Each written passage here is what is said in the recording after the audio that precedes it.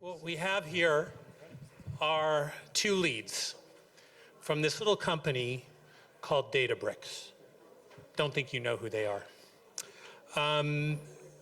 We have Corey Zumar and Eric Peter. Eric is the product lead.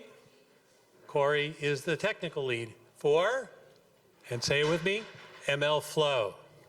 And if you wouldn't know that, if you got to the blog, you'll see Eric has published a number of articles on MLflow. Now, they're both illustrious. Eric did undergrad in computer science at Washington U. St. Louis. And I want you to know I spent many a happy hour in your student union playing pinball. I want you to know that. There we go, Blue Hill.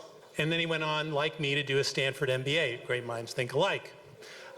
He then started, like any good MBA, in a consulting firm, BCG, Boston Consulting, doing UX research. And I mention this because what happened next is what's interesting to me.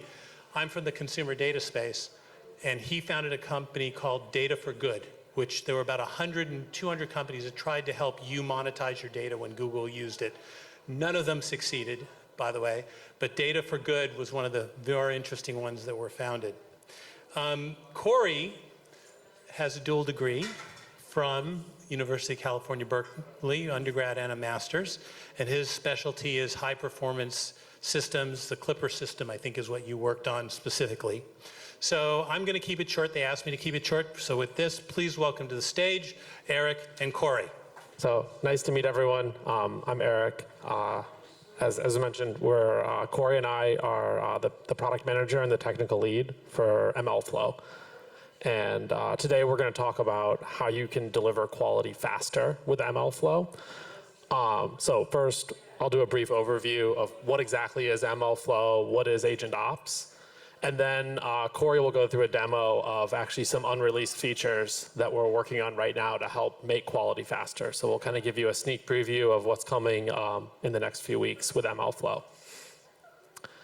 But first, what is MLflow? MLflow, it's the most popular open source MLOps framework out there. 25 million monthly downloads, many different organizations. The vast majority of Databricks customers use it on our platform, and of course, it's open source. And so what we'll talk about today, we'll primarily focus on MLflow's GenAI capabilities, which we built and we introduced primarily around the challenge of quality in GenAI. And so talking with our customers, talking with the open source community, the number one thing that comes up with GenAI is, well, is my app actually delivering an accurate answer? Like, is it correct? And then once you get past that, you quickly realize you need a way to improve the accuracy of that application. And then you reach a point where you're like, well, it's kind of slow and it's pretty expensive. So how do I bring those two variables down without also bringing the quality down? So that's why we built MLflow's whole suite of GenAI features. And to give a kind of a high-level overview of kind of how we think about quality at MLflow, really I like to draw an analogy to software. So who in here is like familiar with the software development lifecycle? Some folks, a lot of folks. So, right, like as an industry, we've been delivering reliable software for, I think, many years now, right? It's you test your code locally, you write some unit tests, you write some integration tests, you have some QA process, you have some amount of production observability. Like you would pretty much never ship a feature without going through some form of this process. So with MLflow, what we wanted to do was help bring this life cycle to GenAI. And it would be great if we could just directly do it, but unfortunately, I think as many folks here probably are aware, right, GenAI is kind of fundamentally different in some different ways. And so what the user can say to your application, it can change without warning, right? There's no click checkbox that you check, they're typing in text. So user inputs evolve over time. Of course, on the other side, what the application is actually saying back to the user is also free-form text. And so this means that you actually need a human in many cases to determine if that free-form text is right or wrong. So this is kind of fundamentally different than software where there's deterministic paths. It's either going to work or not work. And maybe with some distributed systems that might not be the case, but generally for building kind of full stack applications it is. And so what we did with MLflow was we kind of took, of course, right, like you can write and test your code locally. of course, you can vibe check your Gen AI application without using any tool at all. That's completely possible. But with MLflow, what we kind of did was we gave offline evaluations and CI/CD based evaluations to kind of check the quality and be able to iterate over time on quality. And then we brought those same evals to online monitoring. So not only can you check it offline, but you can have a way to continuously monitor that quality online. So as I mentioned, MLflow 3, ton of Gen AI capabilities, production grade scalability, and in use by thousands of customers, both across the open source community as well as enterprise customers at Databricks. And so I think we're kind of short on time. So what I'll do is I've got some slides that talk about MLflow, but instead I'll just try to do a little bit of a demo here. So let's see. So, okay.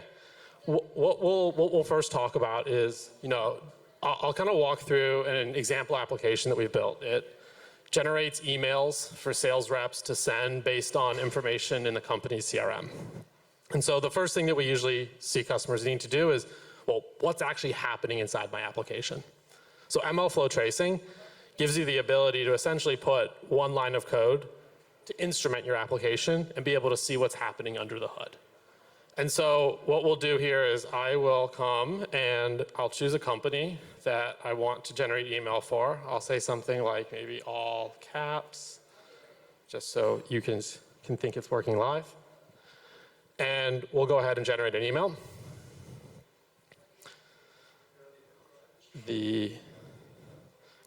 Now, the nice thing about MLflow tracing here is that what I can actually do, kind of in my fake application here, I can collect end user feedback. So maybe I'll say this is bad, and I'll just type some random characters for now. I'll come look at this trace. And so the first thing that I can immediately see is exactly what's happening inside the application.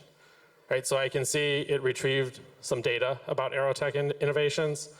I can kind of see some ETL that I was doing on top of the data, and I can see the actual call I made to the model.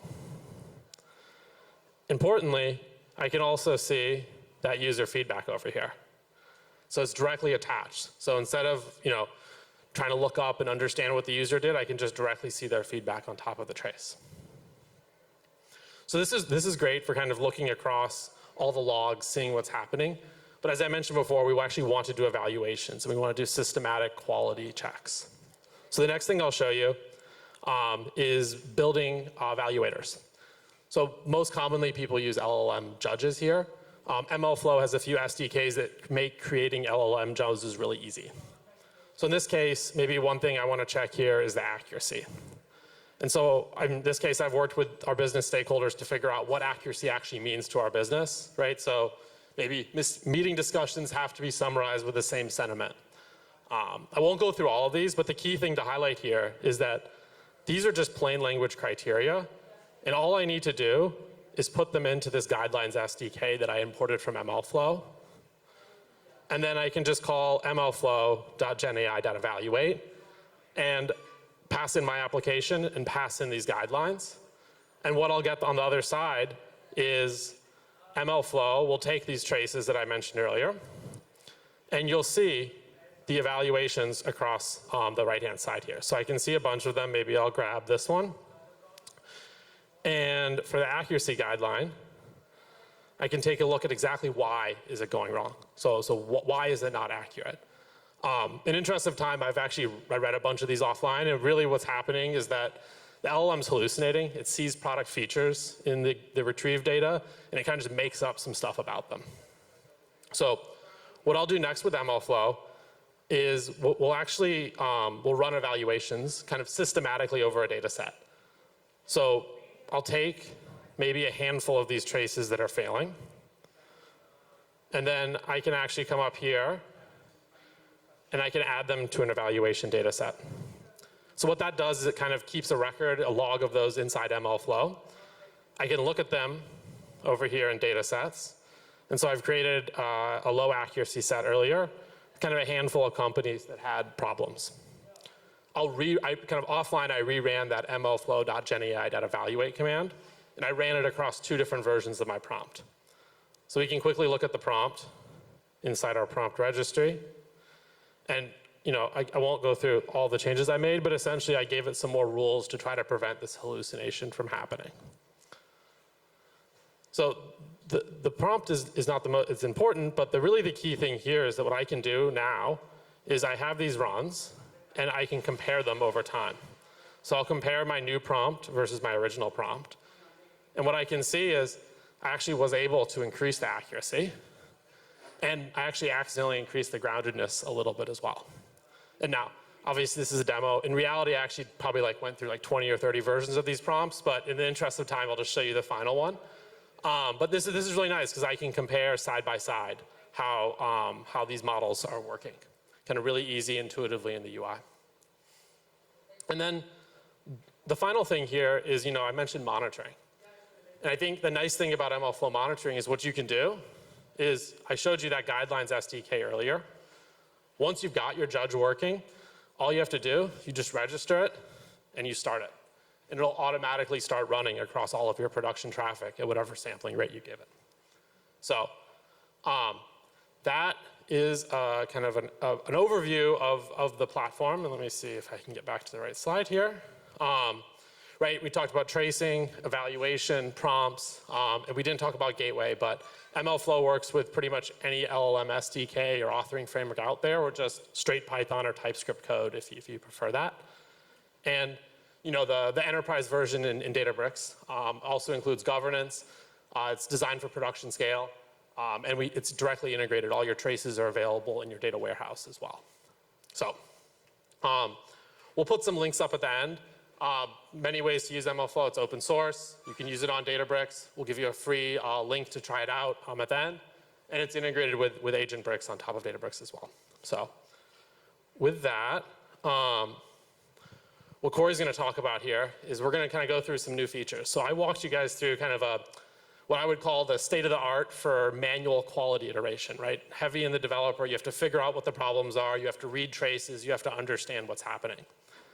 And so in talking with our customers, folks like you out here, one of the big challenges we've heard is, hey, to actually improve quality, it takes a ton of time to find these quality issues.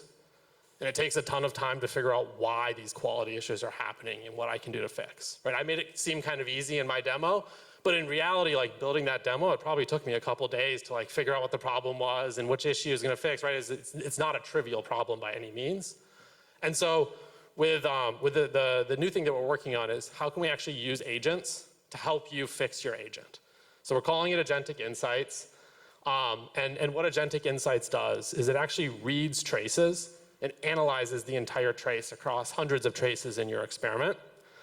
And it uses that to identify quality issues and help you prioritize what are the biggest problems that you need to fix. So with that, I'll just turn it over to Corey, but what he'll do is he'll actually go through and debug a multi-agent. It helps the telco answer customer support questions. So there's a supervisor and a handful of child agents. But with that, Corey, over to you.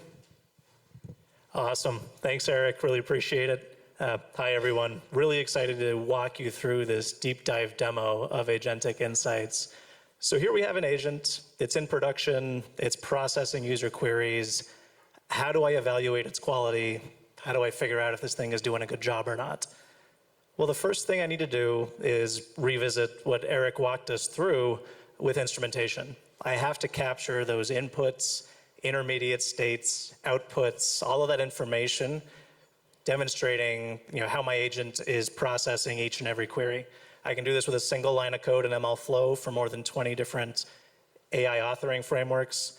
I can also capture any arbitrary Python function. This works with TypeScript as well. You'll see a lot of Python code here. Everything I'm showing you works just as well with TypeScript applications. We know that's kind of a lingua franca as well for Gen AI. So once I've instrumented this agent, I see a bunch of traces in my MLflow UI, similar to what Eric described with the previous AI agent, and I can scroll through them. We're seeing that as this agent is deployed to production, there's a large volume of traces available from end users. And I can go ahead and scroll back up, and it really doesn't take us that long to find a significant issue. The very first query in this list is failing because the agent is unable to access some sort of details. We should probably take a look and investigate a little more closely. So I'll go ahead and open this up. And what I'm going to do is navigate MLflow's summary UI to see each step of agent execution. We see that there are a number of tool calls, followed by LLM calls, followed by tool calls once more, ultimately terminating after about 5 iterations with kind of a useless response. And so now the natural question is, why is that? So I'll scroll back up. I'm going to take a look at the individual tool call inputs and outputs. And what becomes immediately clear is we're trying to query from a SQL database. Our queries are malformed. Once we get them right, we're still getting no results. There's a complete inability to identify the customer. Now, this is a pretty effective technique. Now, I can go through and manually read this trace. I can look at the inputs and outputs of every single operation. I can usually figure out what's going wrong. But how can I possibly keep up? With an agent in production, thousands of queries coming in every hour, it's just not going to work. I need to automate the process. So as Eric showed us before, LLM judges are the technique that's been recommended to you over the last couple of years to make that happen. MLflow supports it well. But I'm going to kind of walk you through some limitations of LLM judges that we're actively working to address. So an LLM judge, at its core, is just a prompt. You extract a couple of fields from a trace, for example, the query that was passed to that agent and the agent's response, and you tell it to look at some very specific metric. For example, is my response relevant to my query or not? This comes with some challenges, though. LLM judges don't see that full trace. They can't navigate through that UI that we just walked through. All they see is a query and a response. I could add another field or two, but they're still kind of missing the bigger picture. And what that means is they're hyper-focused on some very specific metric that you define. As a result, if you want to understand overall quality, you need to implement 10, 20, 30 of these things that are looking at different parts and kind of sum up or synthesize the results to figure out if your agent's doing well overall, which is actually quite difficult to maintain in production. Our solution is agent as a judge. In the same way that you wouldn't deploy oftentimes just an LLM and a prompt to serve your production customers, you wouldn't just use a prompt to evaluate the performance of your agent.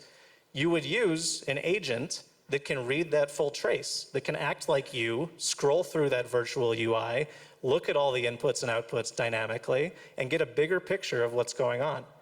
As a result, your instructions can be more open-ended. You don't need this brittle code for pulling different fields out of a trace and jamming them in a prompt. The agent can handle all of this for you. For example, I can go ahead and define an agentic judge and ask it to analyze a trace and determine whether tools are called properly. I can then ask it to identify any unnecessary tool calls. So it's kind of a higher level, more open-ended problem that a simple prompt just can't solve. So let's hop into some code. I know it's a little bit small, but we're going to demonstrate how the MLflow Make Judge API enables you to build one of these agentic judges. So I can import it. I'm going to define a judge that I call our business leader. It's meant to operate like the lead of our telco company. And we're going to use GPT-4o to take a look at the entire trace, determine whether or not it's operating on it correctly according to some criteria. And all we're looking for is a simple yes-no decision at the end of the day. Rather than running 10, 20, 30 different metrics, I'm just going to ask for one judge to give me one answer. And because it can read all the contents of this trace, I'm going to be able to trust it a lot more. So now I'll go ahead, hop into a terminal, and I'm going to run a script. It'll invoke this judge on the trace that we just walked through in the UI. And the point of me doing this is that we're going to see that the judge finds the same thing that we found. So it'll begin by fetching the request, the response, the execution time, this kind of high-level info. But it pretty quickly uses tools to probe deeper. It's going to search that trace for keywords like error or tool call or iteration. It's going to go ahead and dive even deeper than that. It'll look at the individual inputs and outputs for each operation in that trace. And ultimately, what it will come up with is feedback, correct or incorrect. If incorrect, why? And I know it's a little hard to read, so I'll highlight it for you. But we can see that it has root caused the exact same problem. It found the SQL issues, it found the tool call failures, it came to the same conclusion that we did, and it did it dynamically. Just given a trace, it navigated it independently. The nice part about this is then I can run this continuously in production. I can run this highly intelligent judge online, and it's going to annotate all of my traces, just as Eric demonstrated. I'll pull this up briefly, but we can actually see the execution of the job as well. So apologies there. Yeah, so we can navigate through the execution of the judge in the UI, but then probably more importantly, we can actually see all of the annotations across every single trace.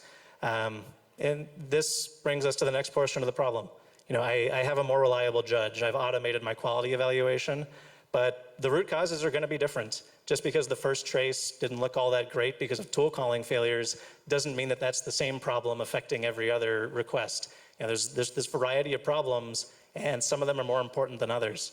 So the question naturally becomes, where do I focus my effort? Am I going to spend time sort of pigeonholing on one particular problem that only affects one particular trace? How do we get a sense of, you know, what's actually most effective? And that leads us into our next set of capabilities in MLflow Agentic Insights, which is the ability to prioritize a list of problems, stack rank them, and identify what to pursue first. And to achieve this, we found that a coding agent is actually a really good prioritizer. You just need to give it access to all the information. You know, it's a little bit hard for a coding agent to navigate a UI, so we gave it access to MLflow traces through MCP. Let's take a look at how the analyze experiment MLflow MCP command can let us drop in, you know, the identifier of one of our experiments, tell the coding assistant where our MLflow server is running, and because this is fully open source, I can run it locally on my own laptop, and then watch it sort of automatically call the MLflow tracing APIs through MCP and use this to first and foremost understand what this agent is trying to do. You know, in order to assess quality, just like you or I would do, we have to understand what the agent is built for. And we'll see that just by reading traces, this isn't even reading any source code, it figures out that this is a telecom agent, that it's designed to process these chatbot-like queries, and it gives you plenty of examples of the queries that are being sent to it. Now that it understands your agent, your coding assistant can go ahead and look at the existing results from that agentic judge. It can look at the traces, and you can ask it to perform a comprehensive quality analysis. So what it's going to go ahead and do is generate hypotheses. For example, you see that tool call problem in the first trace? Well, my hypothesis is this might actually be more broadly applicable. This might affect 5, 10, 50 different traces. It'll go through and test that hypothesis. So I can have the coding assistant try to find other traces that confirm or deny the hypothesis, and in this case, it's confirmed. After that, it'll move on to other quality issues, iteratively generating these hypotheses and testing them to stack rank and prioritize the most important problems. Ultimately, I can ask it to generate this in the form of a report, so it'll save a markdown file, and it will also give me a summary of those critical issues. So it turns out that tool call failures are actually accounting for 40% of all issues in my traces, which is a big problem. It also identified an issue with latency, that sometimes the same query takes 7 seconds and sometimes it takes 3.5 minutes. So I didn't have to do anything here. I simply let my coding assistant get access to the MLflow API, and it really did the rest. We can take a closer look at this report that was generated. So I'll go ahead and open it up, and we can look at the critical operational issues that it identified. This is kind of the same stuff you saw in the summary, but the really neat part is we have evidence. You don't have to just take its word for it. Here's all the traces and the explanation for why this particular trace suffers from this particular problem. We can move down into quality issues, does much the same thing, and ultimately, after, of course, looking at some more positive aspects of the agent, because who wants to be negative all the time, this is actually fairly good for focus as well. You know, telling your team or your coding assistant what not to try to fix because it's not broken. After we've done all of that, we ultimately get this ranked list of recommendations. And you'll see that the high priority items are actually the ones that you probably could have inferred from that first trace. It's fix the tool calls, particularly database query issues. If you can't fetch information, fail gracefully. But the insight here is that I didn't have to spend hours confirming my hypothesis. I didn't have to look at every other trace. I didn't have to find more examples. I can confidently fix this issue and know it's going to be the most impactful thing to do. I can take this report, share it with my team, pass it to a coding assistant, and it can start filing PRs.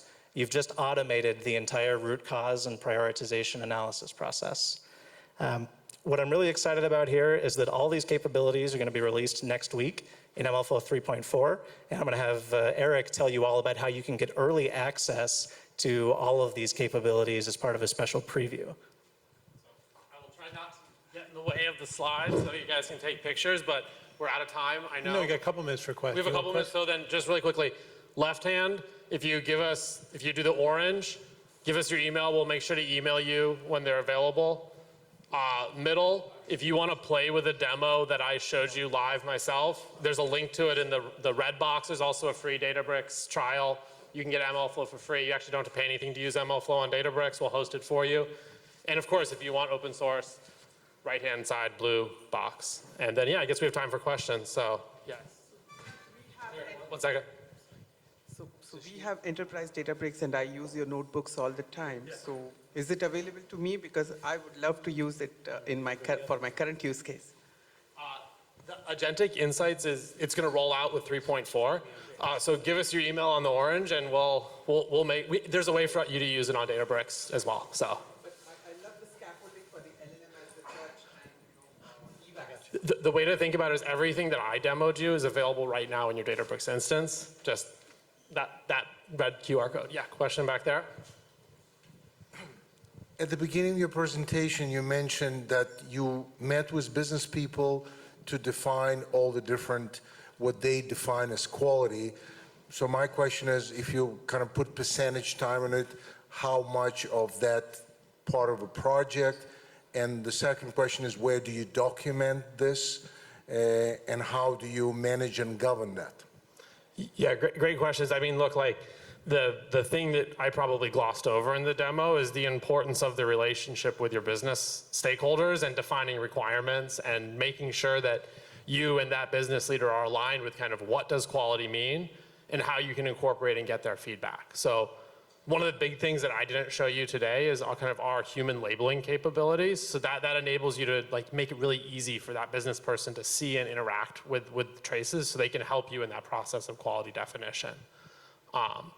In terms of governance, I think, with MLflow on Databricks, it's integrated with the Unity catalog, which is kind of Databricks governance primitive. So I definitely can go into more details and kind of exactly how that works, but that's the gist of it. So. Do we have time for more? Or? Yeah, we have time. Any other questions? Where? Oh, right here. I was just trying to understand the accuracy of your demo. You have a bunch of emails and you're trying to get the accuracy, how well it is done? Yeah, so in that demo, essentially what I was doing was I would take a customer, I would retrieve data about that customer, and then I would generate an email that a salesperson can send as a follow-up. And so the criteria that I was looking at was kind of how personalized was that email? Was it accurate in the sense that did it accurately reflect the facts of the situation? And then the last one was relevance, which was... So, but the criteria, do you manually put it or somebody figures it out for you, the criteria for the accuracy? So in that case, the way the current judges work is you fill in the criteria yourself. Okay. We have some out of the box, but we find most people will fill in the criteria. Thanks. Other questions? Hey, guys. Corey, I think we might be echoing a little. We're at time anyway, guys. Okay. Well, That's thank great. you, Eric We'll be and hanging around the Corey. hallway if there Let's are more have a hand questions. for them. Thank you so much, guys. Awesome. Thanks, everyone.